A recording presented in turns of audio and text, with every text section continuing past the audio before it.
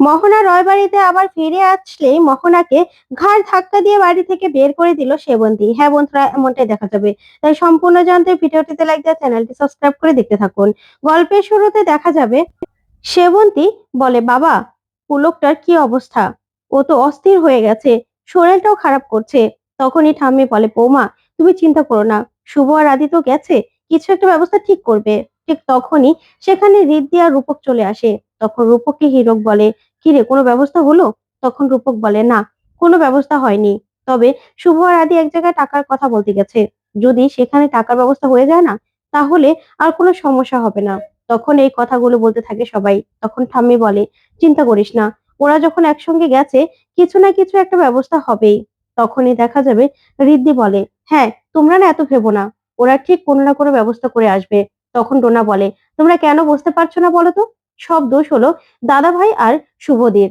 না হলে কি দরকার ছিল মোহনা আর ওর দাদার সঙ্গে এভাবে পাঙ্গা নেওয়ার? ওরা যে সবকিছু শেষ করে দিতে পারে সেটা তো ওরা বলেই গেছে।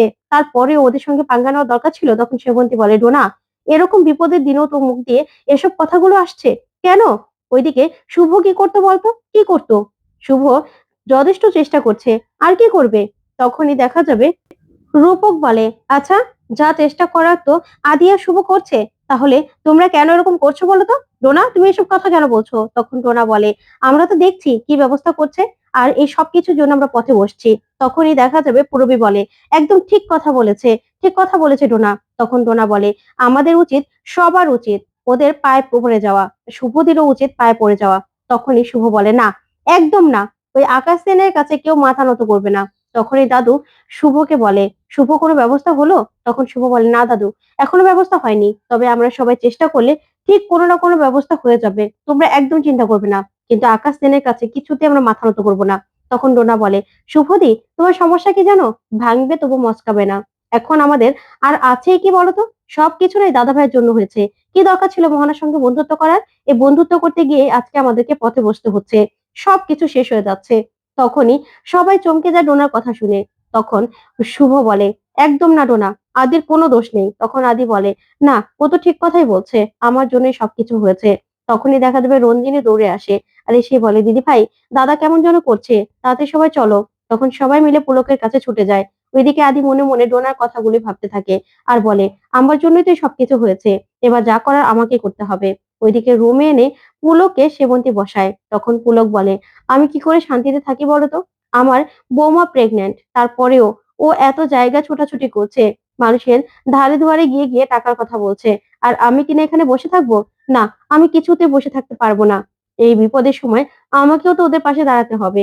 তখনই সেবন্তী বলে, তুমি চুপ করো না, তুমি একটু মাথাটা ঠান্ডা করো, ডক্টর আসছে, আসছে, ডক্টর একটু দেখিয়ে নাও। তখন পুলক বলে, না, আমি ডক্টর দেখাবো না, ডক্টর দেখাবো না আমি। তখনই শুভ সহ সবাই এই কথাগুলো শুনে চমকে যায়। তখন পুলক বলে, আমাকে কিছু একটা ব্যবস্থা করতেই হবে, কিছু একটা ব্যবস্থা করব। তখন পূরবী বলে, আর কি ব্যবস্থা হবে? দেখছেনই তো ব্যবস্থা, সবাই আমরা পথে বসে যাচ্ছি, আমাদের বিজনেসটা তো গেছে, এবার মাথার ছাদটাও বুঝে চলে গেল। এসব কিছু হয়েছে আদির জন্য। তখনই রূপক হীরক বলে, আচ্ছা, সে পূরবী, এসব কথাগুলো তোমার মাথায় আসছে? আর ওইদিকে তখন রঞ্জিনী বলে, আচ্ছা, তুই এসব কথাগুলো কি করে বলছিস বলতো? কি করে বলছিস তুই? আদির জন্যই এই সবকিছু হয়েছে, বিজনেস সবকিছু আদি করেছে, আর তুমি কিনা এসব কথাগুলো শোনাচ্ছ? তখন হিরো এসে বলে, পূরবী, তুমি এসব কথাগুলো এই সময় বলতে পারছো?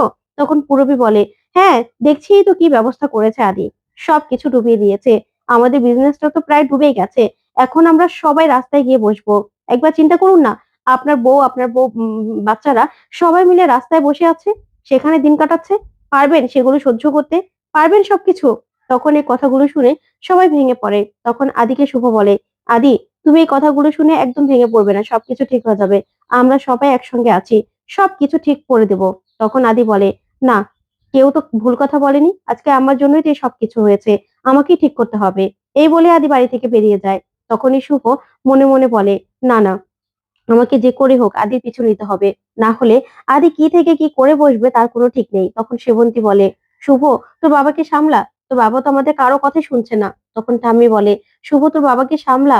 তখনই শুভ মনে মনে বলে, না, আমাকে সব দিক সামলাতে হবে, কি করব আমি?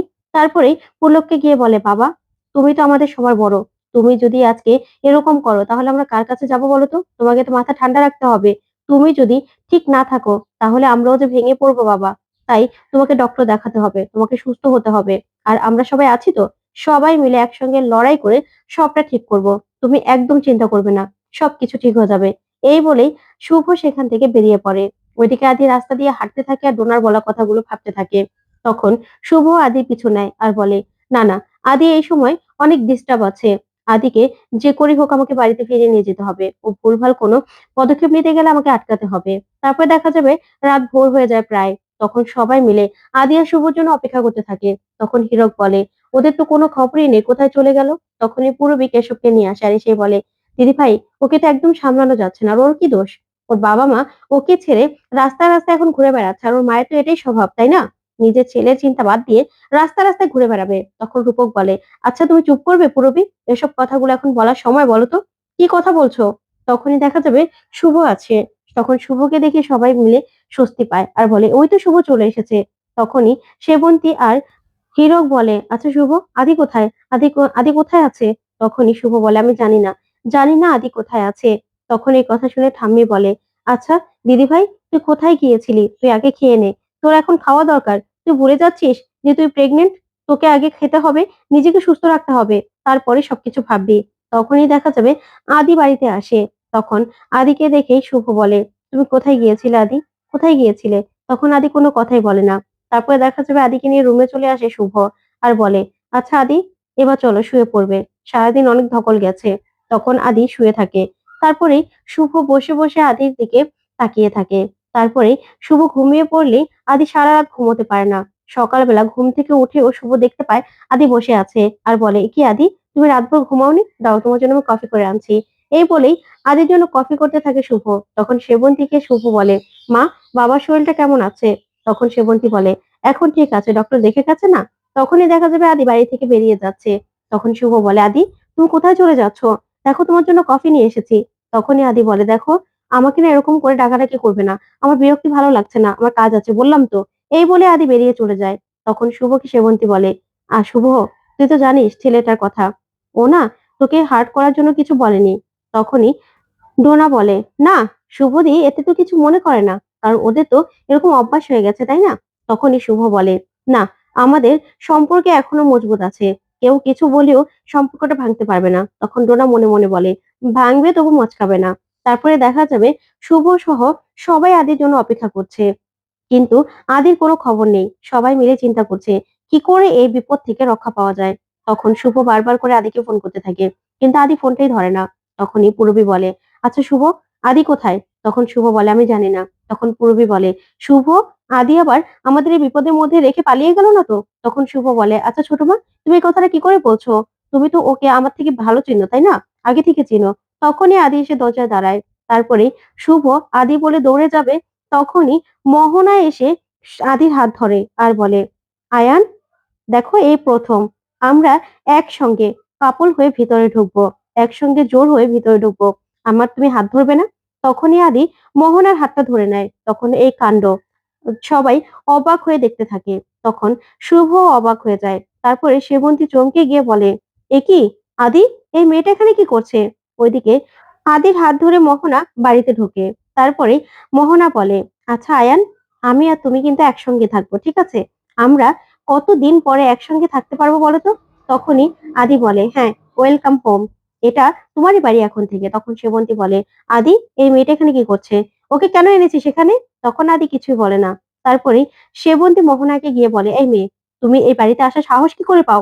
তুমি কি ভেবেছো যে তোমার দাদা মাথা কিনে নিয়েছে আমাদের? তোমার দাদার ভয় দেখিয়ে দেখিয়ে তুমি এই সবকিছু করেছো, তাই না? তুমি আবার আমার ছেলে ব্রেন ওয়াশ করে এখানে চলে এসেছো। তখন মোহনা বলে, একদম না, আমার সঙ্গে এরকম ভাবে কথা বলবেন না, তাহলে কিন্তু আমার দাদাকে বলে না আপনাদের ঘাড় ধাক্কা দিয়ে বাড়ি থেকে বের করে দেবো।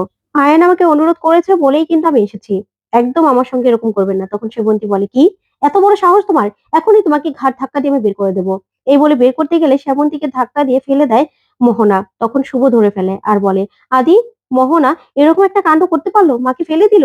তখনই অনেক রেগে যায় আদি আর বলে, মারই বা কি দরকার ছিল মোহনার সঙ্গে এরকম ব্যবহার করার? কি দরকার ছিল? তখন তো মোহনা খুব খুশি হয়ে যায় কথা শুনে আর অবাক হয়ে যায় শুভ। তো বন্ধুরা, কেমন লাগলো আজকের আপডেট? কমেন্ট করে জানাও। ধন্যবাদ।